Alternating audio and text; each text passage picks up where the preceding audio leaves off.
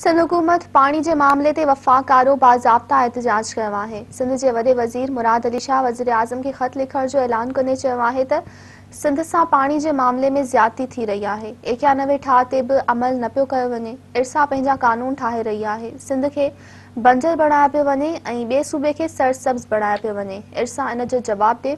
सूबे में 2 हफ़्तनि लाइ तालीमी इदारा बंदि रहंदा ऐं कोरोना पाबंदियूं बरक़रार रहंदियूं। वॾे वज़ीर मुराद अली शाह कराची में प्रेस कॉन्फ्रेंस कंदे चयो त असां पाणी वारे मामले ते आवाज़ उथारींदा रहंदासीं। इरसा पंहिंजा अलॻि कानून ठाहे रही आहे। सिंध खे बलोचिस्तान सां विढ़ाइण जी कोशिश कई पई वञे। पाणी मामले ते वज़ीर आज़म खे ख़त लिखंदासीं।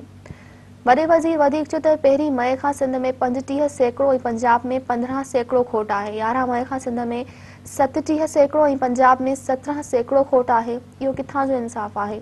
सिंध खे बंजर बणायो पियो वञे ऐं ॿिए सूबे खे सरसब्ज़ बणायो पियो वञे।